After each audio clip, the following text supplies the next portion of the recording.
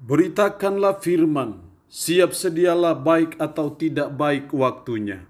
Shalom, puji Tuhan, berkat kemurahan Tuhan, kita boleh ada lagi dalam perenungan firman Allah di hari ini.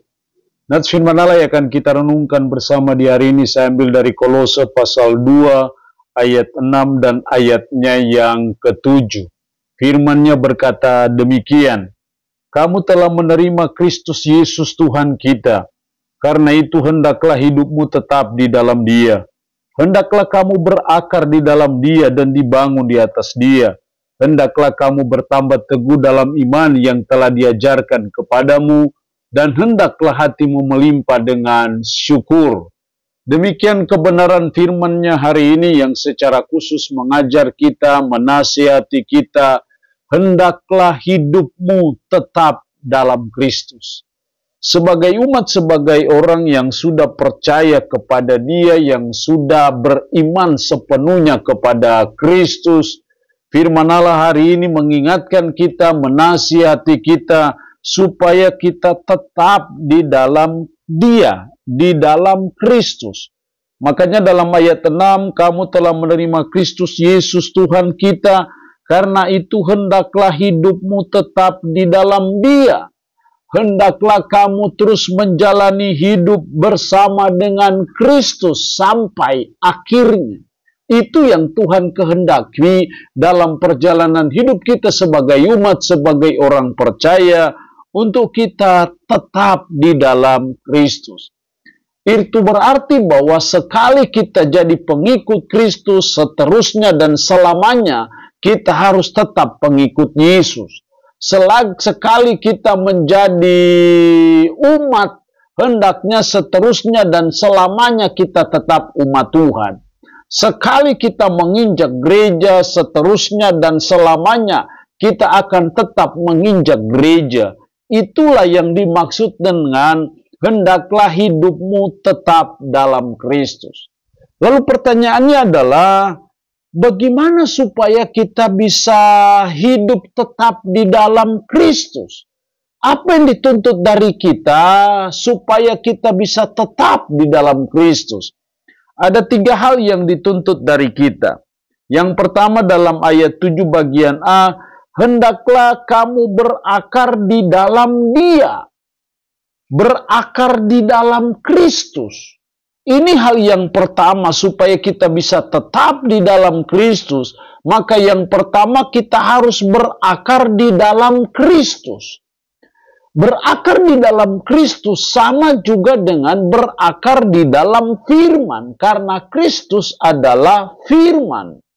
Berakar di dalam firman sama juga dengan artinya kita memahami firman, memahami kebenaran itu secara baik dan benar, dan kita mewujudkannya dalam hidup kita sehari-hari. Maka itu yang namanya kita berakar di dalam Kristus. Karena kita tahu bahwa firman adalah makanan rohani bagi pertumbuhan iman kita, pertumbuhan rohani kita.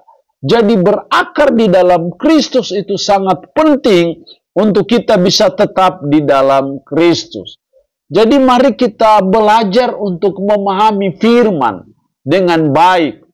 Karena berakar itu, fungsi akar itu menarik sari-sari makanan untuk pertumbuhan dari suatu tanaman itu.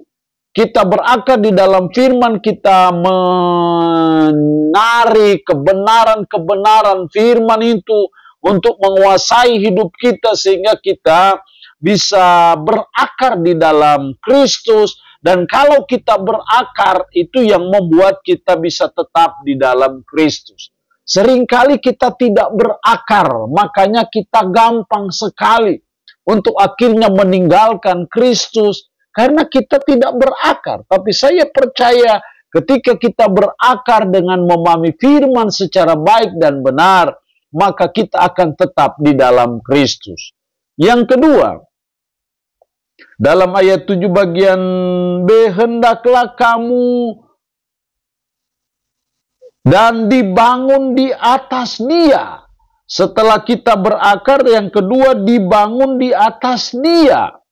dibangun di dalam Kristus. Ini hal yang kedua yang dituntut dari kita, supaya kita bisa hidup tetap di dalam Kristus, maka kita harus dibangun di dalam Kristus. Dibangun di dalam Kristus artinya bahwa kebenaran-kebenaran firman tadi yang kita sudah berakar dalam firman, dengan cara memahami firman secara baik dan benar, tidak berhenti sampai pada level pemahaman. Tapi hidup kita dibangun di atas firman. Sehingga kita menjalani kehidupan berdasarkan firman.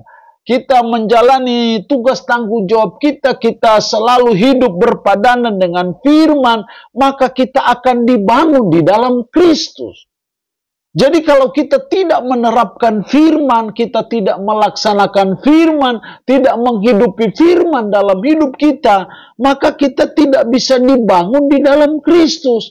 Kalau kita tidak dibangun di dalam Kristus, itu yang membuat bisa jadi hidup kita tidak lagi tetap di dalam Kristus. Tapi saya percaya ketika kita terus berakar, terus kita mau dibangun di dalam Kristus dengan menerapkan firman itu dalam hidup kita sehari-hari, maka itu yang membuat kita hidup tetap di dalam Kristus. Yang ketiga, ayat 7 bagian C, hendaklah kamu bertambah teguh dalam iman yang telah diajarkan kepadamu. Ketika kita sudah berakar, terus kita dibangun di dalam Kristus, maka yang ketiga adalah, yang dituntut dari kita adalah untuk kita bertambah teguh dalam iman. Jadi kalau kita sudah berakar, kita dibangun, hendaknya kita semakin teguh dalam iman kita. Kalau kita bertambah teguh dalam iman, itu yang membuat hidup kita tetap di dalam Kristus. Tapi kalau kita tidak bertambah teguh dalam iman, bisa jadi kita akhirnya di luar Kristus. Jadi sangat penting dalam hidup kita sebagai umat, untuk kita terus bertambah teguh dalam iman. Dan bertambah teguh dalam iman sangat dipengaruhi dengan kita berakar, kita dibangun di atas Kristus atau dibangun di atas firman, maka itu yang membuat kita bisa bertambah teguh dalam iman. Dan saya percaya ketika kita terus bertambah teguh dalam iman, itu yang membuat hidup kita tetap di dalam Kristus. Allah yang punya firman ini memberkati kita dengan firman-Nya di hari ini. Amin. Mari kita berdoa. Puji syukur untuk firman-Mu hari ini. Mengingatkan kami kembali, mengajar kami. Supaya hidup kami tetap di dalam Kristus. Supaya kami hidup tetap dalam Kristus, ajar kami supaya kami berakar di dalam Kristus, dibangun di dalam Kristus, dan bertambah teguh dalam iman kami kepada Kristus. Roh-Mu yang kudus tanamkan, meteraikan firman dalam hati dan pikiran kami, dan sanggupkan kami supaya kami bisa memperlakukan firman ini dalam hidup kami sehari-hari. Berkat Tuhan bagi umat-Mu yang mendengarkan renungan harian di hari ini, yang sakit, hamba berdoa dalam nama Yesus, Tuhan lawat, Tuhan jamah, Tuhan sembuhkan dari sakit penyakit yang diderita. Terpuji-pujilah nama-Mu, dalam nama Tuhan Yesus Kristus kami berdoa. Amin. Shalom. Tuhan Yesus memberkati kita dengan firman-Nya di hari ini.